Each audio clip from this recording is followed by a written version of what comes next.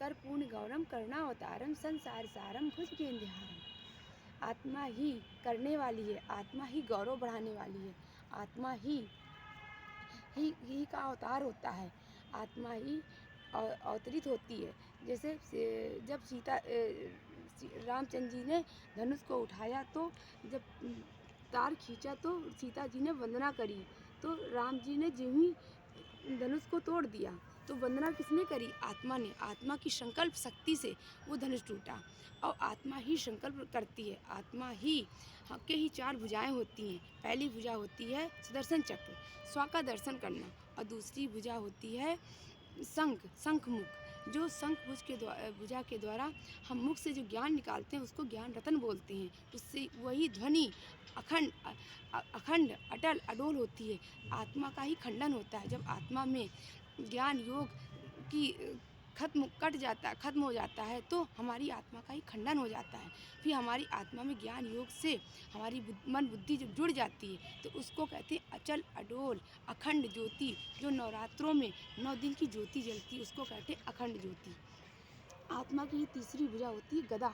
मैं आत्मा ही मन बुद्धि रूपी मन से गिर जाती हूँ, गिरने के कारण गधा बन जाती है और हमारा मन मैला होने से मैं अपने मन को, गंदे मन को ज्ञान योग से धोती हूँ और फिर ज्ञान योग से धोने के बाद मैं आत्मा ही ऊंची स्टेज में पहुँच जाती हूँ, जिससे मैं आत्मा ही गधा से क्या बन जाती हूँ?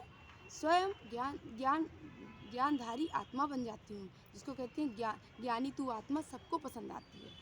फिर मैं आत्मा का ही चौथा हाथ होता है कमल फूल। मैं आत्मा ही कमल फूल के समान पवित्र बनती हूँ। मैं आत्मा ही कीचड़ में रह करके भी मन बुद्धि से उपरांत रहती हूँ। जैसे कमल का फूल कीचड़ में रह करके उपरांत होता है, ऐसे ही मन बुद्धि से उपरांत रहती हूँ।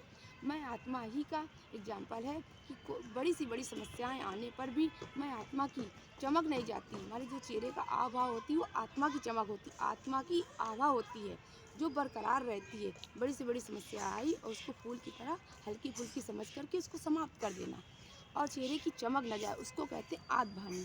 और जो देहभानी होगा उसके चेहरे में का लुक ही चेंज हो जाता है, उसको कहते हैं देहभानी।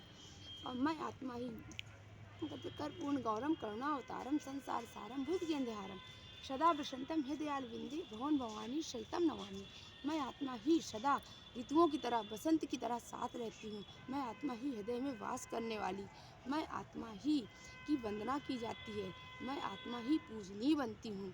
सदा वसंतम हृदयाल बिंदे भवन भवानी शैतम नमामि। मैं आत्मा ही भवानी बनती हूँ, मैं आत्मा ही दुर्गा बनती हूँ, मैं आत्मा की ही जय जयकारे होते हैं, मैं आत्मा ही भारत माता बनती हूँ, मैं आत्मा की ही वंदना होती है। कर्पूर्ण गौरम करुणावतारम संसार सारम भुजगेंद्रहारम सदा वसंतम हृदयाल बिंदे भवन भवानी शैतम नमामि। मैं सदा वसंतम हृदयाल बिंदे भवन भवानी शैतम नमामि। तुम्ही हो माता च पिता तुम्ही हो बंधु च सखा तुम्ही हो। आत्मा ही बंधु बनती है, आत्मा ही सखा बनती है, आत्मा ही पिता बनती है, आत्मा ही माता बनती है। माता ऐसे हो जाती है कि माता है मधुर पाठ। मैं आत्माओं का जो मधुर पाठ मीठा मीठा पाठ होता है वो माता का पाठ होता है। जैसे कहते हैं, इसका एग्जाम्पल ये हुआ कि आत्मा कहती है उठो लाल अब आंखें खोलो पानी लाई हूँ मुँह धो लो। ये माता का पाठ हो गया, मीठा पाठ हो गया। फिर इसके बाद होगा पिता का पाठ। मैं आत्मा का पिता का पाठ इष्टिक पाठ होता है, गुरु का पाठ होता है, कहते शंकर का पाठ, बुद्धि का पाठ, ऊंची स्टेज का पाठ। मैं आत्मा ही गुरु बनती हूँ, गुरु बन करके साथ रहती हूँ और वर्षा ज्ञान रूपी वर्षा देने वाली, ज्ञान योग को समझने वाली गुरु का पाठ होता है, जिसको कहते हैं आत्मा की सच्ची सच्ची गति होना।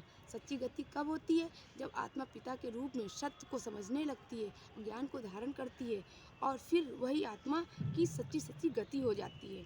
फिर मैं आत्मा ही बंधु बनती, आत्मा ही सखा बनती है, आत्मा ही बंधनों को काटने वाली होती है, आत्मा ही निर्बंधन बनती है, आत्मा ही सखा संग संग साथ में रहने वाली, साथ निभाने वाली, आत्मा ही अविनाशी है, आत्मा ही ज्ञान रतन को धारण करने वाली है, आत्मा ही अजर और अमर है। क्योंकि शरीर तो नष्टवान है, शरीर तो नष्ट हो जाता है, मगर आत्मा अविनाशी है और अमर और अजर है।